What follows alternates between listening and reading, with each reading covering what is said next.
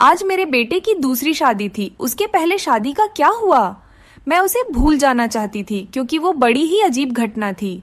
लेकिन आज उसकी दूसरी शादी थी। मुझे यकीन था कि वह मेरे बेटे का ख्याल जरूर रखेगी। मेरा बेटा बहुत कमा रहा था, अच्छा और बहुत ही सुंदर था। वह इस परिवार का एकमात्र वारिस था। सभी उसे प्यार करते थे, इसलिए किसी को भी यह बात अजीब नहीं लग रही थी कि उसकी दूसरी शादी इतनी जल्दी हो रही है। पर मेरा दिल धक धक कर रहा था। रात जैसे जैसे नजदीक आ रही थी, मेरा दिल भी उतनी ही तेजी से धड़क रहा था और मैं चिंतित हो रही थी। मेरी बेटी को भी इस बात का पता था और वो भी मेरी ही तरह चिंतित थी। वह बोली कि अगर आज भी ऐसा ही हुआ तो फिर क्या होगा? मैंने कहा, अपने मुंह से कुछ अच्छा निकालो। मैं पहले से ही चिंतित हूँ। अब तो सभी मेहमान भी आ गए हैं। पिछली बार देश में एक महामारी के कारण इतने लोगों को आमंत्रित नहीं कर सके थे, लेकिन इस शादी में सभी रिश्तेदार बहुत उत्साह के साथ आए थे। इसलिए लोग पिछले शादी के बारे में ज्यादा नहीं जानते थे और यह भी नहीं जानते थे कि ऐसा क्या हुआ कि उन्हें फिर से शादी करनी पड़ी। मेरा बेटा भी खुश था, कोई समस्या नहीं थी, क्योंकि उसकी यह पत्नी पहली पत्नी से कहीं ज्यादा खूबसूरत थी और उम्र में भी छोटी थी, तो उसे तो खुश होना ही चाहिए था। सर्दी का मौसम था, ज्यादातर मेहमान घर में ठहरे हुए थे। समारोह बाहर हो रहा था, नाच गाना चल रहा था, लोग आपस में हंसी मजाक कर रहे थे। मैंने अपनी जेठानी से कहा, दुल्हन दूसरे शहर से आई है, बहुत थक गई होगी। मुझे लगता है उसे दूल्हे के कमरे में नहीं भेजना चाहिए। मेरी जेठानी ने कहा, तुम्हें क्या हो गया है? उनकी अभी अभी शादी हुई है और तुम हो कि उनकी रात खराब करना चाहती हो। मानती हूँ शादी ब्याह में थकावट हो ही जाती है, लेकिन नया खून है, कॉफी सॉफी पिला दो, फ्रेश हो जाएंगे और फिर सुबह रिसेप्शन भी तो है। मैं बोली, वो थक जाएगी बेचारी। मेरे जेठानी ने कहा कि आजकल कोई भी इतना नहीं थकता, लड़कियों को तो अपनी शादी का बहुत शौक होता है। उसे अपने बेटे के कमरे में भेज दो। अब रात के 12 बज गए हैं, सुबह उठकर तैयार भी तो होना है। मुझे नहीं पता कि तुम इतना टाइम क्यों लगा रही हो। सभी रस्में हो चुकी हैं, हर कोई नाच गाकर थक गया है। बेचारी दुल्हन भी कमरे में जाना चाहती है। मेरी जेठानी तो वैसे भी बाल के खाल निकालने में माहिर थी, सबसे बड़ी थी, इसलिए सोचा इनसे सलाह मशवरा कर लूं। लेकिन उन्होंने मुझे ही अपनी बातें बता दी और फिर उसने खुद ही कहा कि अब वो दुल्हन कमरे में जाएगी। दुल्हन को कमरे में ले जाया गया। बाकी सबको कमरे से निकालकर मैं थोड़ी देर दुल्हन के पास ही बैठ गई। मैंने कहा, बेटा, तुम अपने परिवार में सबसे बड़ी हो, तुम बहुत ही धैर्यवान लड़की हो, इसलिए मैं तुम्हें पसंद करके आई थी। देखो बेटा, जब शादी होती है तो कुछ चीजें ऐसी होती हैं जो हमें पसंद नहीं आती, लेकिन मेरी बच्ची तुम थोड़ा सब्र करना। उसने कहा कि मुझे समझ नहीं आ रहा कि आप क्या कर रही हैं। मैंने कहा कि अगर मेरा बेटा कुछ उलटी सीधी बात करता है तो उसकी बातों पर ध्यान मत देना, कमरे की बात कमरे में ही रखना। सुबह मुझे बता देना, मैं तुम्हारी प्रॉब्लम को सुलझाने की कोशिश करूंगी। मेरी बात सुनकर वह थोड़ा घबरा गई थी कि मैं किस विषय पर बात कर रही हूँ। वह थोड़ा घबराई हुई सी बोली। फिर उसने कहा, ठीक है, मैं पूरी कोशिश करूंगी। अब इस घर के इज्जत भी मेरी इज्जत है। मैं दुल्हन का हाथ थपथपाकर बाहर आ गई। सब अपने अपने बिस्तर पर सोने चले गए थे। घर में बहुत सन्नाटा था क्योंकि सब बहुत थक चुके थे, इसलिए सब सो चुके थे। जाड़े की रातें वैसे भी शांत होती हैं, लेकिन मैं सो नहीं पा रही थी। बहुत देर बाद आखिर मैं सोने चली गई, लेकिन मेरी आंखों में नींद नहीं आ रही थी और मेरी आंखें बार बार घड़ी की ओर ही देख रही थी। काश सुबह जल्दी हो जाती तो मेरी सारी चिंताएं खत्म हो जाती। लेकिन जैसे ही 2:30 बजे मैंने एक जोरदार चीख सुनी और उसके बाद ही मुझे पता चल गया कि अब क्या होने वाला है। उसके बाद बार बार चीखें शुरू हो गई। यह एक लड़की के चीखने की आवाज थी और वह लड़की कौन हो सकती है, मैं अच्छी तरह जानती थी। सभी मेहमान भी धीरे धीरे उठने लगे थे। अचानक मेरे बेटे के कमरे का दरवाजा खुला और मेरी बहू पागलों की तरह चीखते हुई बाहर भागी। उसे पता ही नहीं चला कि उसके पास तो दुपट्टा भी नहीं है। अस्त व्यस्त कपड़ों में बाहर भागती हुई आई थी। वह घर से बाहर भाग जाना चाहती थी जब कुछ औरतों ने उसे पकड़ लिया और कहा, बेटा क्या हो गया? अंदर क्या अनन, अपने आप को संभालो। सब उसको संभालने लगी, लेकिन वो बेहोश हो गई थी। जब कोई बेहोश होता है तो उस पर पानी के छींटे वगैरह मारे जाते हैं, लेकिन मेरी बहू तो पानी के छींटे मारने पर भी होश में नहीं आ रही थी। उसका पूरा शरीर ठंडा पड़ गया था। उसे फौरन अस्पताल ले जाया गया। मैं उसे अस्पताल ले जाना नहीं चाहती थी क्योंकि फिर से वही तमाशा बन जाता, लेकिन और कोई चारा भी नहीं था। बेचारी बच्ची किसी भी तरह होश में नहीं आ रही थी। उसके माँ बाप को भी बुला लिया। उन्होंने भी एक दूसरे के कानों में बातें करनी शुरू कर दी। पता नहीं हमारी बेटी को क्या हो गया है, पता नहीं उसके साथ क्या सलूक किया है। वह सब लोग मुझे अजीब सी नजरों से देख रहे थे। सवाल ही सवाल थे हर तरफ और मैं बेचारी परेशान सी हॉस्पिटल में घूम रही थी। मैंने घर आकर अपने बेटे से पूछना चाहा कि अब उसने क्या किया है, तो वह कमरे में ही नहीं था। उसका फोन भी बंद था। कमरे की हालत तो बिल्कुल नॉर्मल थी। कोई भी ऐसी हरकत नहीं लग रही थी कि जैसे कोई चीजें टूटी होती या उसने अपने वीवी पर हाथ उठाया होता। लोगों के सवालों से बचने के लिए शायद मेरा बेटा अरविंद कहीं चला गया था। फिलहाल तो मुझे बहू की फिक्र थी। मैं अस्पताल वापस आ गई। 2-3 घंटे में अस्पताल वालों ने मेरी बहू को छुट्टी दे दी। मेरी बहू हमारे घर नहीं आना चाहती थी। वह बहुत ज्यादा घबराई हुई थी, लेकिन उसके माँ ने उसे समझाया कि तुम्हारी ससुराल ही चलते हैं, नहीं तो लोगों को मैं क्या जवाब दूंगी। लोग तरह तरह की बातें बनाएंगे। मैंने भी अपनी बहू को समझाया कि बेटा सुबह मुंह दिखाई की रस्म पूरी हो जाए, फिर अपनी माँ के घर चले जाना, मैं तुम्हें नहीं रोकूंगी। मेरी बात सुनकर मेरी बहू गुस्से में आ गई और बोली, भाड़ में गई आपकी रस्में, मैं आपके घर में एक पल के लिए भी नहीं रुकूंगी। मैं अपने घर जाऊंगी और मुझे अपने घर जाने से ना कोई समाज रोक सकता है, ना कोई कानून। मैं एक पढ़ी लिखी लड़की हूं और मुझे अपनी जिंदगी अपने तरीके से जीने का हक है। मुझे आपके बेटे के साथ एक पल भी नहीं रहना। मेरी बहू ने अपना फैसला सुना दिया था। मैं चुपचाप आंखों में आंसू लिए उसे देखती रही। ये तो पहले भी हो चुका था जब अरविंद की पहली शादी हुई थी। मेरी पहले बहू के साथ भी वही हुआ था। वो मेरी पसंदीदा लड़की थी, वो मेरी बेटी की दोस्त थी और वह उसे बहुत पसंद करती थी। वह उसे बहुत खुशी के साथ घर लेकर आई थी। इन लोगों ने हमारा बहुत सहयोग किया था। वो एक अमीर पिता की बेटी थी। वो बहुत अच्छी लड़की थी। मुझे भी उसका घर आना अच्छा लगता था। कुछ ही दिनों में मैंने महसूस किया था कि जैसे वो अरविंद को पसंद करने लगी है, और शायद इसीलिए रिश्ता भी भेजा गया था। लेकिन शादी के बाद उसके साथ भी ऐसा ही हुआ था। शादी के पहली रात वो भी चिल्लाते हुए कमरे से बाहर भागी थी और उसके बाद मेरे बेटे की शक्ल देखने से भी मना कर दिया था। सबने उसे बहुत समझाया कि बेटा अपनी जिंदगी के बारे में तो सोचो, लेकिन उसने कहा कि मेरी जिंदगी तो बर्बाद हो गई है। और अब इस लड़की को भी समझाया जा रहा था, लेकिन वह भी कह रही थी, अगर मैंने नहीं रहना तो मैं नहीं रहूंगी आपके बेटे के साथ। मेरा बेटा भी कोई जवाब नहीं दे रहा था। पता नहीं कहाँ चला गया था।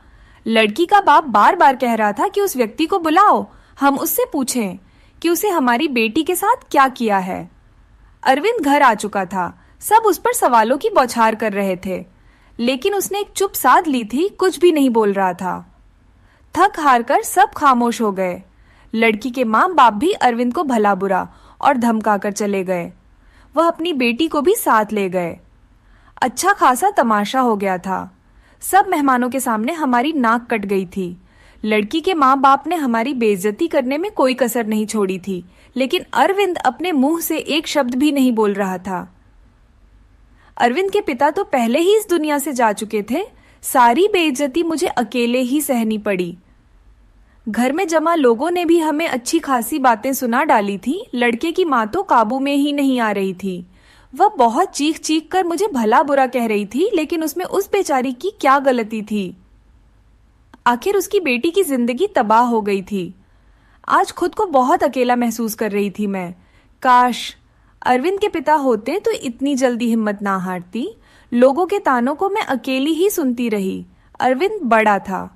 अरविंद से छोटी ही मेरी एक बेटी थी जो कॉलेज में पढ़ती थी। सब लोग आपस में कानाफूसी कर रहे थे। अरविंद को लेकर तरह तरह की कहानियां बनाई जा रही थीं। कोई कह रहा था पता नहीं शायद अरविंद पागल है, तो कोई कह रहा था लगता है अरविंद दिमागी मरीज है, तो कोई कह रहा था पता नहीं उसने नई दुल्हन के साथ ऐसा क्या किया कि वह इतना ज्यादा डर गई, जितनी मुंह उतनी बातें थीं। लेकिन मेरे पास इन सब का कोई जवाब नहीं था। जब लोगों को असल वजह पता ना हो तो वह खुद ही कहानियां बना लेते हैं, और खुद की बनाई हुई उल्टी सीधी कहानियां सच से कहीं ज्यादा खतरनाक होती हैं। लेकिन समस्या तो ये थी कि सच तो मुझे भी नहीं पता था कि ऐसा क्या था कि सुहागरात को ही मेरी बहुएं मेरे बेटे के कमरे से चीखते हुई भागती थी। उस लड़की ने भी तो मुझे कुछ नहीं बताया था। मैंने खुद ही अपने मन में सोचा, हो सकता है उसने अपने माँ बाप को कुछ बताया हो। सच जानने के लिए मैंने उनके घर फोन कर दिया। भले ही वो हमसे रिश्ता खत्म कर गए थे, लेकिन इंसानियत के नाते ही मैंने उसका हाल चाल लेने के लिए फोन किया। फोन लड़की की माँ ने उठाया था। मैंने पूछा, अब कैसी तबीयत है आपकी बेटी की? मेरी आवाज सुनते ही वो भड़क गई थी और बोली थी, मेरी बेटी अब तक ठीक नहीं हुई है। खबरदार जो आगे से आपने फोन किया। ये सब सुनकर मैं बहुत ज्यादा परेशान हो गई थी। मेरी पहली बहू के साथ भी ऐसा ही हुआ था। मेरी बेटी ने बताया था कि वो कम से कम 6-7 महीने तक बीमार रही थी। आखिर क्या प्रॉब्लम थी मेरे बेटे को? मुझे कुछ भी समझ नहीं आ रहा था। क्या कमी थी कि उसकी पत्नियां उससे डरकर भाग जाती थीं? अरविंद की बात करूं तो अरविंद बहुत ही सीधा साधा सा बच्चा था। बचपन से ही कम बोलने वाला था, लेकिन उसके अंदर कोई भी हरकत ऐसी नहीं थी जो अब नॉर्मल होती। अरविंद मेरी पहली संतान थी। हमने उसे बहुत ही लाड प्यार से पाला था, लेकिन हमारे इतना लाड प्यार देने से भी वो बिगड़ा नहीं था। हाँ, उसे अपनी सुंदरता पर घमंड जरूर था। वह कहता, मेरी खूबसूरती और स्मार्टनेस के आगे सब पानी भरते हैं। उसको पहनने ओढ़ने का बहुत शौक था।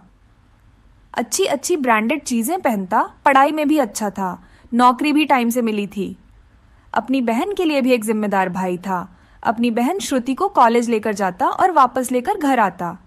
घर में खर्च के लिए पैसे भी देता। कभी मुझसे ऊंची आवाज में बात नहीं करता।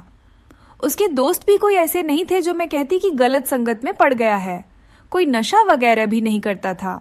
बस उसके कुछ गिने चुने ही दोस्त थे। एक सबसे अच्छा दोस्त था जो बाहर विदेश में रहता था। कभी कभी उससे फोन पर बात भी होती थी। मुझसे भी अपने दोस्त की बात करवाता था। कभी कभी वो अपने मुंह से कहता, मम्मी क्यों ना हम श्रुति की शादी इसी से कर दे, बहुत ही अच्छा लड़का है। कुल मिलाकर सब कुछ नॉर्मल ही था, लेकिन ये जो 2 बार हुआ ये बिल्कुल भी नॉर्मल नहीं था। पता नहीं मेरे बेटे में क्या कमी थी। ऐसा क्या करता था अपनी पत्नियों के साथ कि वो भाग जाती थी। दिन धीरे धीरे आगे सरकते गए। अरविंद थोड़ा नॉर्मल हो चुका था। अब घर में थोड़ी बहुत तो बात भी करने लगा था। इस बार मैंने सोचा कि अरविंद की तीसरी शादी कराऊं और ऐसी लड़की से कराऊं जो मुझे बताएं कि आखिर सुहागरात के कमरे में अरविंद ऐसा क्या करता है कि दुल्हन भाग जाती है। अरविंद की दूसरी दोनों पत्नियों से तलाक हो चुकी थी। मैं यह भी चाहती थी कि यह जो बहू आए वह मेरे घर में ही रहे, यहाँ से भागकर ना जाए। मैं किसी की जिंदगी बर्बाद करना नहीं चाहती थी, क्योंकि मैं भी एक बेटी की माँ थी और मैं ये अच्छी तरह से जानती थी कि तलाक का धब्बा एक लड़की के लिए कितनी बड़ी बदनामी होता है। मैं बहुत सोच विचार के बाद इस नतीजे पर पहुंची कि मैं अरविंद की शादी एक शादीशुदा औरत से करवाऊंगी, जिसके पहले से शादी हो चुकी हो और वह तलाकशुदा हो या फिर विधवा हो। और जल्दी ही मुझे ऐसी लड़की मिल भी गई। लड़के वालों को भी शादी की जल्दी थी, इसीलिए उन्होंने भी ज्यादा छान भी नहीं की। लड़की कम उम्र थी, लेकिन बहुत ज्यादा सुंदर नहीं थी। बस वह ठीक ठाक थी, दुबली पतली और सामान्य से नाक नक्शे की लड़की थी। मैंने लड़की वालों को बताया कि मेरे बेटे की एक शादी हो चुकी है और मेरे बेटे की पत्नी कुछ समय ही रही, फिर वो छोड़कर चली गई थी। थोड़ा बहुत झूठ बोलना पड़ा, क्योंकि सच बताने की स्थिति में मैं बिल्कुल नहीं थी। लड़की वाले शादी के लिए राजी हो गए थे। मैंने अरविंद को लड़की की फोटो दिखाई तो उसने शादी से साफ इनकार कर दिया। बोला, मुझे नहीं करनी शादी, इतनी आम से शक्ल सूरत की लड़की है, मुझे इससे शादी बिल्कुल नहीं करनी। अरविंद की बात सुनकर मैंने उसे डांटते हुए कहा था, चुप हो जा, जिस तरह की तेरी हरकतें हैं उन हरकतों के चलते तो तेरी कभी भी शादी नहीं होनी चाहिए। लेकिन मैं एक माँ हूं ना, इसलिए सोचती हूँ कब तक बैठी रहूंगी और तेरा ध्यान रखूंगी। मेरे जाने के बाद कोई तो ऐसा हो जिसके साथ हो तू अपनी जिंदगी गुजार सके। बोलते बोलते मेरी आंखों में आंसू आ गए। मेरी आंखों में आंसू देखकर अरविंद चुप हो गया। शादी के लिए रजामंदी दे दी और उठकर कमरे में चला गया। कहीं ना कहीं अरविंद के दिल में चोर जरूर था। वह मुझसे नजरें चुरा रहा था, लेकिन इस बार मैंने भी तय कर लिया था कि मैं सच जानकर रहूंगी। मैंने पहले ही सोच लिया था कि इस बार मैं लड़की को अपने भरोसे पर ले लूंगी, लेकिन उसे यह नहीं बताऊंगी कि पहले उसकी पत्नियां डरकर भाग गई थी। उसे प्यार से समझा दूंगी, उसे भरोसा दिलाऊंगी कि अगर कुछ ऐसी वैसी बात है तो मुझे बताए, मैं उसकी समस्या का समाधान करूंगी। पर इस बार शादी का प्लान बहुत ही सादगी से करने का था, और फिर मैंने बहुत ही सादगी से अरविंद की शादी कर दी। लड़की का नाम रश्मि था, बहुत ही प्यारी बच्ची थी। मेरी बेटी ने मना भी किया था कि मम्मी रहने दें, भाई को भाई के हाल पर छोड़ दें, लेकिन मैंने उसे समझाया था कि बेटा, हो सकता है तेरे भाई के साथ कुछ मसला हो जिसे सुलझाना हमारा फर्ज है। खैर, शादी निपट गई। इस बार मैंने ज्यादा मेहमानों को नहीं बुलाया था। घर में कुछ ही मेहमान थे जो कि मेरे रिश्तेदार नहीं बल्कि मेरे कुछ जानने वाले थे। मेरी कुछ सहेलियां वगैरह थे और उनके परिवार वाले थे। रश्मि को मैं अरविंद के कमरे में ले गई। उसे बेड पर बिठाते हुए मैंने रश्मि का हाथ अपने हाथों में लिया और उसे हल्के से दबाते हुए बोली, रश्मि बेटा, तुमसे बहुत ही जरूरी बात करनी है, बहुत ही ध्यान से मेरी बात सुनो। रश्मि आश्चर्य से मुझे देखने लगी कि भला ऐसी कौन सी जरूरी बात है जो अभी करनी है। मैंने रश्मि को समझाते हुए कहा, बेटा, अरविंद इस शादी के लिए राजी नहीं था। बहुत ही मुश्किल से मैंने उसे शादी के लिए तैयार किया है। हो सकता है मेरा बेटा कुछ अजीबोगरीब हरकतें करे, हो सकता है तुम्हें डराने की कोशिश करे जिससे कि तुम उसे छोड़कर भाग जाओ, लेकिन बेटा, तुम्हें डरना नहीं है। जो भी हो, तुम्हें सब कुछ मुझे बता देना है। बस तुम्हें उसके डराने धमकाने में या उसकी बातों में आने की जरूरत नहीं है। रश्मि ने मेरी बातों को सुनकर हाँ में से हिला दिया था। मैं थोड़ी संतुष्ट हुई थी और रश्मि को आराम करने का बोलकर बाहर आ गई। मैं अपने कमरे में नहीं गई, बहरहाल मैं बाहर सोफे पर ही लेट गई।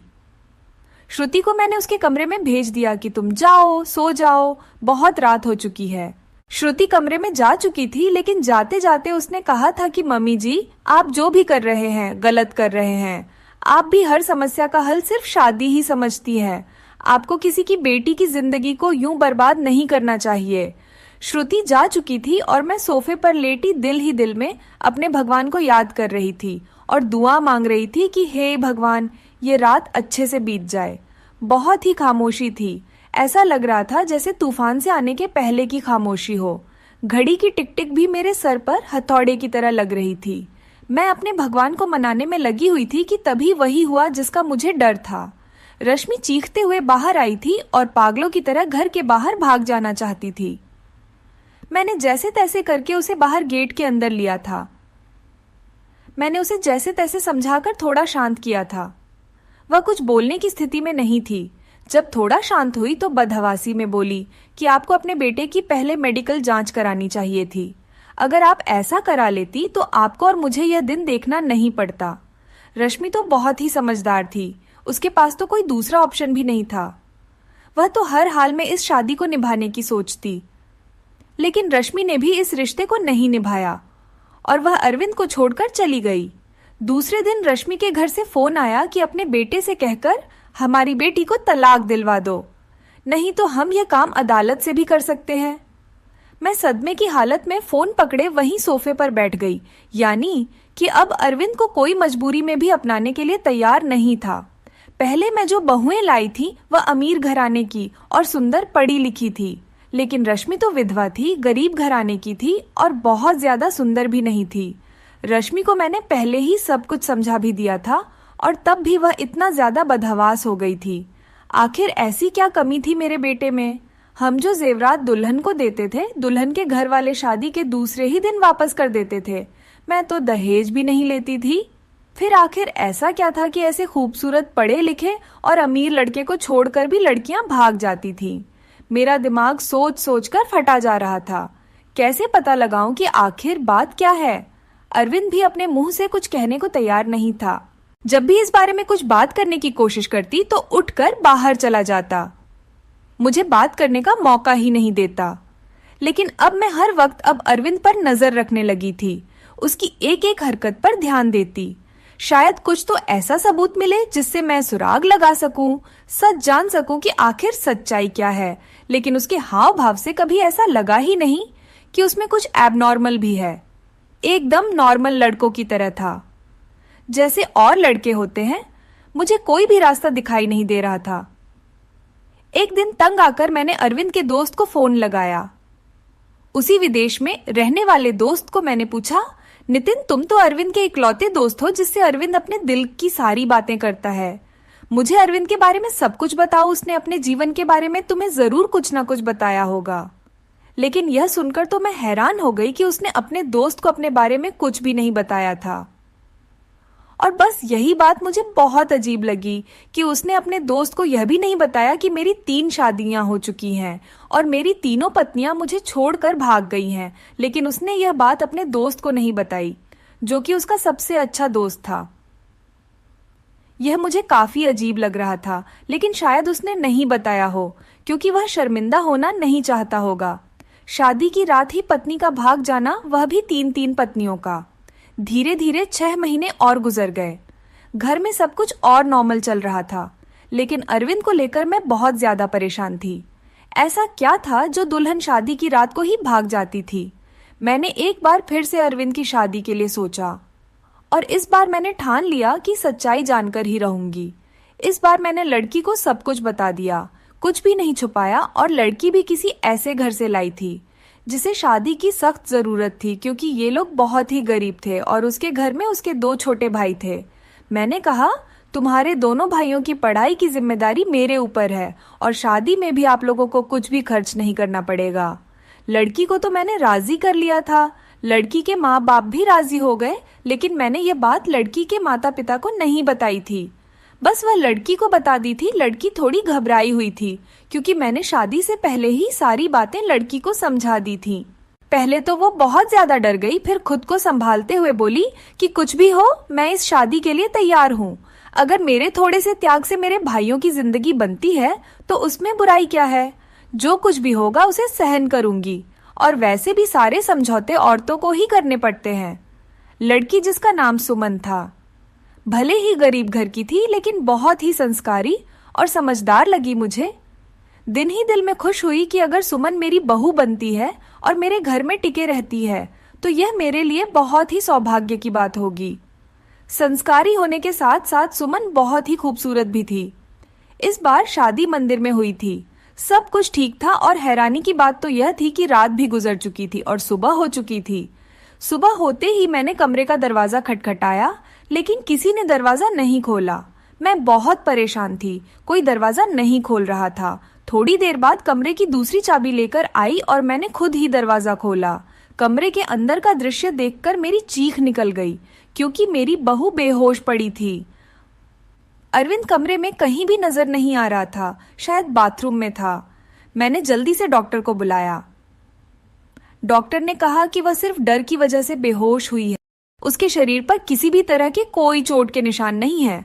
अरविंद के चेहरे से भी चिंता झलक रही थी।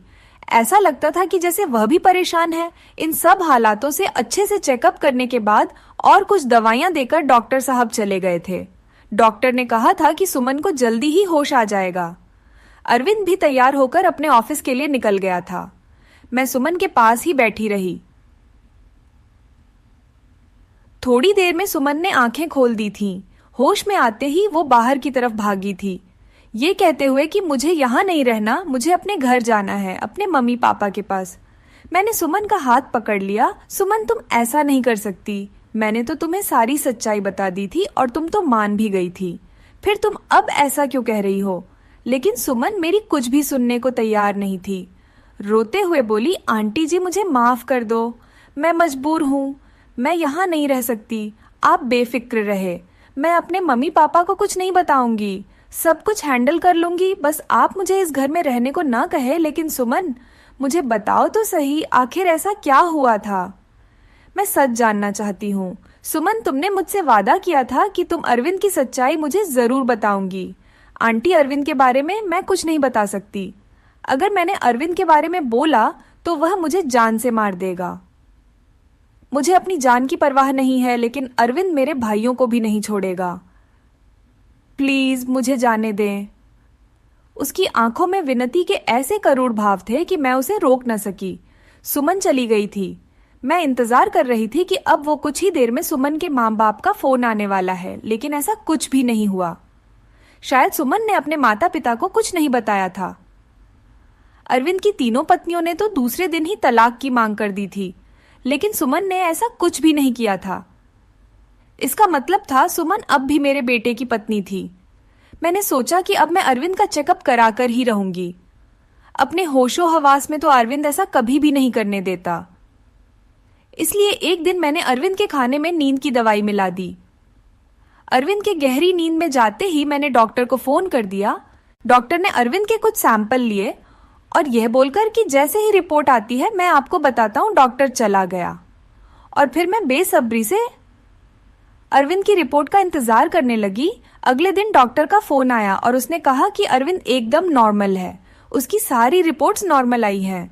यह सुनकर तो मेरे आश्चर्य की कोई सीमा ही नहीं थी। अगर अरविंद नॉर्मल है तो शादी के पहले ही रात में उसकी पत्नियां क्यों भाग जाती हैं? सोच सोचकर मेरा दिमाग फटने लगा। कुछ सोचकर मैं सुमन के पास गई। सुमन के माता पिता ने मेरी बहुत इज्जत की। शायद उन्हें सच्चाई का पता नहीं था। उन्हें लगता था कि मैं उनकी बेटी को घर ले जाने के लिए आई हूं। मुझे देखते ही सुमन डर गई थी। वह हम लोगों के साथ ज्यादा नहीं बैठी और अंदर कमरे में चली गई। मैं भी सुमन के पीछे पीछे उसके कमरे में आ गई। मुझे देखते ही सुमन बोली, आंटी जी, मैंने आपको पहले भी कहा था कि मैं आपके घर में नहीं रह सकती, फिर आप मुझे लेने क्यों आई हैं? मैंने सुमन को बहुत ही प्यार से अपने पास बिठाया और उसके सामने हाथ जोड़ते हुए बोली, सुमन, मेरी उम्मीद की आखिरी किरण अब तुम ही हो। तुम्हें मुझे बता सकती हो कि या फिर मेरे बेटे में क्या कमी है। एक मजबूर माँ तुमसे हाथ जोड़कर विनती करती है, प्लीज मना मत करना। मेरी आंखों में आंसू और मेरे जुड़े हुए हाथ देखकर सुमन ने मेरे हाथों को थाम लिया और बोली, आंटी जी, मैं मजबूर हूँ, प्लीज आप मेरे सामने हाथ मत जोड़े। जब सुमन किसी तरह सच्चाई बताने के लिए राजी नहीं हुई तो फिर मैंने सुमन से कहा, ठीक है, तुम अपने मुंह से कुछ मत बताओ, मैं खुद अपनी आंखों से देख लूंगी, लेकिन तुम मेरी मदद तो कर ही सकती हो ना। तुम आज रात के लिए मेरे बेटे के कमरे में फिर से रुक जाओ, मैं सारी सच्चाई अपनी आंखों से देख लूंगी। पहले तो सुमन डरती रही, लेकिन मेरे बहुत समझाने पर कि मैं तुम्हारे साथ रहूंगी, तुम्हें कुछ नहीं होगा, वो मान गई थी। मैं सुमन को अपने घर ले आई। सुमन के माता पिता ने बहुत ही खुशी से अपनी बेटी को विदा किया था। एक बार फिर से सुमन को दुल्हन बनाकर मैंने अरविंद के कमरे में बैठा दिया। अरविंद को मैंने पहले ही फोन कर दिया था कि सुमन घर आ गई है, तुम भी ऑफिस से जल्दी आ जाना। आज मैं घर पर नहीं मिलूंगी, तुम्हारी मौसी की तबीयत खराब है, वहां जा रही हूँ और रात भर वहीं रहूंगी। मेरी बात सुनकर अरविंद ने सिर्फ हूं में जवाब दिया था और फोन काट दिया था। मैं अरविंद के कमरे में ही छुपकर बैठ गई। आज सब कुछ मैं अपनी आंखों से देख लेना चाहती थी। कुछ ही देर में दरवाजा खुला था और अंदर कमरे में अरविंद दाखिल हुआ। उसने एक नजर सजी सवरी बैठी सुमन पर डाली थी और बिना कुछ कहे बाथरूम में घुस गया था। सुमन डरी सहमी सी बैठी थी कि जैसे अब भी उठकर भाग जाएगी। मैं भी सांस रोके आने वाली सिचुएशन के लिए खुद को तैयार कर रही थी कि तभी अचानक बाथरूम से किसी औरत के चीखने की आवाजें आने लगी। आवाजें सुनते ही सुमन बेड से नीचे उतरकर खड़ी हो गई थी। डर से वो थर थर कांप रही थी। मैं भी हक्का बक्का सी खड़ी थी। अंदर तो अरविंद गया था, फिर यह औरत की आवाज क्यों? तभी अरविंद बाहर निकला और अरविंद को देखते ही मैं बेहोश होते होते बची। उसने अपना हुलिया एकदम से बदल लिया था। उसने औरतों जैसे कपड़े पहन रखे थे, बहुत ही बेहुदा सा, या यूं कहिए कि बहुत ही डरावना सा मेकअप कर रखा था। आंखों में जैसे खून उतरा हुआ था। आवाज भी लड़की की तरह ही निकाल रहा था। तुमसे मना किया था, मेरी जिंदगी में दोबारा मत आना। तुमने मेरी बात नहीं मानी। अब तुम अपनी मौत की खुद जिम्मेदार होगी। बहुत ही भयानक हंसी हंसता हुआ अरविंद सुमन की तरफ बढ़ा था। सुमन चीख मारती हुई मेरे पास आ गई थी। मैं भी बाहर आ गई थी और अरविंद को रोकने की कोशिश कर रही थी। अरविंद, क्या हो गया है तुम्हें? तुम होश में तो हो? अरविंद ने मुझे जोर से धक्का दिया था। कौन अरविंद? प्रमिला नाम है मेरा। मौका देखकर सुमन कमरे से भागी थी। इससे पहले अरविंद फिर से मेरे पास आता। मैं भी कमरे से बाहर निकली और कमरे को बाहर से बंद कर दिया। अरविंद के भयानक हंसी मुझे बाहर तक सुनाई दे रही थी। मैं डरी सहमी सुमन को अपने सीने से लगा रही थी। हालांकि मैं खुद भी बहुत ज्यादा सख्ते में थी और डरी हुई थी। आंटी जी, मुझे नहीं मारना है। अरविंद मुझे जिंदा नहीं छोड़ेगा। उसने मुझसे कहा था अगर मैंने किसी को कुछ बताया तो वो मुझे मार डालेगा। साथ में मेरे भाइयों को भी। मुझे और मेरे भाइयों को बचा लो आंटी जी। कुछ नहीं होगा सुमन, शांत हो जाओ, मैं सब कुछ संभाल लूंगी। मेरा दिमाग थोड़ा थोड़ा काम करना शुरू किया तो सबसे पहला ख्याल मेरे दिल में यही आया कि शायद अरविंद पर किसी भूत का साया है। सुमन को मैंने अपने रूम में ही सुला लिया था। सुबह उठते ही सबसे पहले मैंने अपने फैमिली डॉक्टर को फोन किया था। 8 बजे डॉक्टर हमारे घर पर थे। मैंने उन्हें सारे हालात से अवगत कराया। साथ ही मैंने डॉक्टर से यह भी कहा कि मुझे लगता है अरविंद पर किसी भूत का साया है। मेरी बात सुनकर डॉक्टर ने कहा था, मुझे नहीं लगता यह किसी भूत का साया है, मुझे तो अरविंद एक दिमागी मरीज लगता है। उस पर पागलपन के दौरे पड़ते हैं। ऐसे मरीज किसी मूवी या किसी कहानी में डूब जाते हैं और उसी के कैरेक्टर में खुद को उतार लेते हैं। लेकिन आप टेंशन ना लें, इस मर्ज का इलाज है अपनों के प्यार से और कुछ दवाइयों के जरिए मरीज ठीक हो जाता है। थोड़ा टाइम लगता है बट मरीज बिल्कुल पूरी तरह से ठीक हो जाता है। नई दुल्हन को देखकर अरविंद पर पागलपन के दौरे पड़ते हैं। और ये दौरे अरविंद को क्यों पड़ते हैं? इसका सुराग उसके कमरे से ही मिलेगा। एक बार सुराग हाथ लग जाएगा तो उसका इलाज हम अच्छे से कर सकेंगे। डॉक्टर्स मुझे तसल्ली देकर चले गए थे। सुमन जाग चुकी थी, रात से थोड़ा सामान्य लग रही थी। मैंने उसे नाश्ता कराया। नाश्ता करते हुए सुमन बोली कि मुझे लगता है अब मुझे अपने घर चले जाना चाहिए।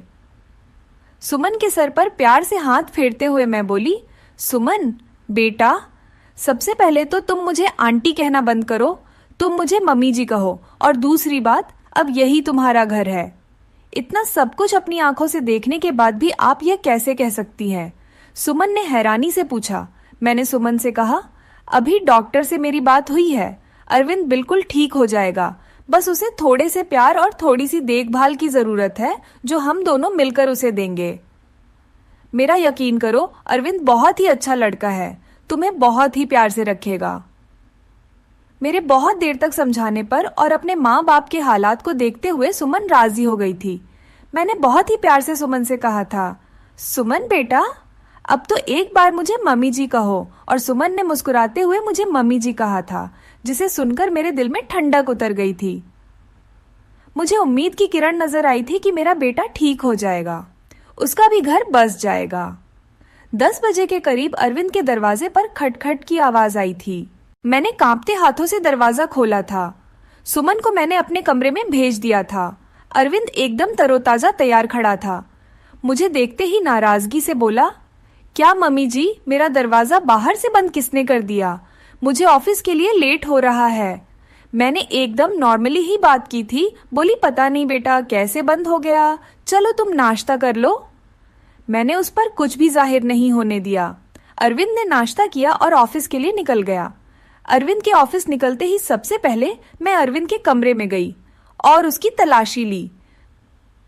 मुझे ज्यादा मेहनत नहीं करनी पड़ी। सामने ही बेड पर मुझे कुछ किताबें दिखी। सुमन भी अब मेरे पास आ चुकी थी। सारी किताबें सेम थी। सब किताबों में एक ही उपन्यास था जिसमें कोई परमिला नाम की लड़की थी। शादी की रात ही उसके पति ने उसे कमरे से धक्के देकर बाहर निकाल दिया था और अगले ही दिन दूसरी दुल्हन ले आया था। प्रमिला धीरे धीरे दिमागी मरीजा बन गई थी। दुल्हन को देखते ही उस पर दौरे पड़ने लगते थे। अब तो किसी शादी में दुल्हन को देखती तो उसे मारने के लिए भागती थी। प्रमिला के ससुराल वालों ने उसे पागल घोषित कर दिया था और उसे उसके मायके भेज दिया था। दुल्हनों को देखकर प्रमिला का पागलपन कम नहीं हुआ था और प्रमिला के कैरेक्टर में ही अरविंद ने खुद को उतार लिया था। मैंने डॉक्टर को फोन करके सारी बातें बताई। डॉक्टर ने कहा कि आप लोग बिल्कुल भी ना घबराएं, मैं कुछ दवाइयां दूंगा और जो उपन्यास अरविंद पढ़ता है वह सारी किताबें आप रूम से बाहर निकाल दें। धीरे धीरे प्यार से अरविंद को समझाना पड़ेगा, उसे प्रमिला के कैरेक्टर से निकालना पड़ेगा। धीरे धीरे डॉक्टर की दवाइयों से और सुमन और मेरी मेहनत से अरविंद ठीक होने लगा था। सुमन अरविंद के सामने सिंपल सी रहती थी, कोई भी बनाव श्रृंगार नहीं करती थी। अरविंद के व्यवहार में बहुत बदलाव आने लगा था। उसकी आंखों में अब मैंने सुमन के लिए प्यार देखा था। सुमन कहीं भी जाती अरविंद की निगाहें उसका पीछा करती थीं। अरविंद का इलाज चलते आज 3 महीने हो चुके थे। सुमन ने जैसे मेहनत और लगन से मेरा साथ दिया था, उसकी मैं कायल हो गई थी। कोई बहुत ही अच्छे कर्म किए होंगे जो मुझे सुमन जैसी बहू मिली। सुमन अब भी मेरे साथ मेरे कमरे में ही सोती थी, लेकिन आज मैंने सोच लिया था कि सब कुछ फाइनल हो जाना चाहिए। मुझे पूरा विश्वास है कि अब अरविंद बिल्कुल ठीक हो चुका है। मैंने सुमन से कहा कि सुमन, आज तुम्हें आखिरी कदम और उठाना पड़ेगा। इसके बाद तुम्हारी जिंदगी में खुशियां ही खुशियां होंगी। सुमन नासमझी से मेरी तरफ देखने लगी। फिर मैंने उसे समझाया कि सुमन, आज तुम्हें दुल्हन बनकर अरविंद के कमरे में बैठना होगा। मेरी बात सुनकर सुमन डर गई थी, लेकिन फिर जल्दी ही संभल भी गई। शायद उसे भी यकीन था कि अरविंद अब ठीक हो चुका है। वह भी अरविंद की प्यार भरे नजरों को समझ चुकी थी। सुमन, तुम्हें डरने की कोई जरूरत नहीं। तुम दरवाजा खुला रखना। दरवाजे के बाहर ही मैं खड़ी रहूंगी जब तक कि तुम दोनों के बीच में सब कुछ ठीक नहीं हो जाता। जैसे ही तुम्हें कुछ गलत लगे तो फौरन बाहर भगा आना। रात को अरविंद के आने से पहले ही मैंने सुमन को दुल्हन की तरह सजाया। अरविंद के बेड को भी बहुत ही खूबसूरती से सजाया था मैंने। अरविंद के आने का टाइम हो गया था। मैंने सुमन को सजे सजाए बेड पर बिठा दिया और बाहर आ गई। थोड़ी देर में अरविंद भी आ चुका था। खाना खाते हुए अरविंद की निगाहें इधर उधर कुछ ढूंढ रही थीं। मैं समझ गई थी कि अरविंद किसे ढूंढ रहा है, लेकिन मैं अनजान बनी रही। कुछ देर में अरविंद खुद ही बोला, मम्मी, सुमन कहीं दिखाई नहीं दे रही, क्या कहीं गई हुई है? मेरे बोलने से पहले ही श्रुति बोल पड़ी, मैया, भाभी तो आपके ही। इससे पहले कि श्रुति अपनी बात पूरी करती, मैंने उसे चुप करा दिया। मैंने मुस्कुराते हुए कहा, अरविंद, तुम पहले खाना खत्म करो, उसके बाद अपने कमरे में जाओ तो तुम्हें अपने सवाल का जवाब मिल जाएगा। खाना खाने के बाद अरविंद अपने कमरे में चला गया। मेरा दिल जोरों से धड़क रहा था। अब पता नहीं क्या होने वाला है। हे भगवान, सब कुछ ठीक हो। मैं भी अरविंद के पीछे पीछे चली और बाहर गेट पर ही रुक गई। मैं अंदर कान लगाकर सुनने की कोशिश कर रही थी कि अंदर सब कुछ ठीक तो है। खड़े खड़े मुझे काफी देर हो गई थी, लेकिन अभी तक अंदर शांति थी। और फिर कुछ ही देर में मुझे सुमन और अरविंद की सरगोशियां सुनाई देने लगी। लेकिन प्यार में डूबी हुई सरगोशियां। मैं मुस्कुरा दी। मेरे अंदर तक को सुकून उतर गया।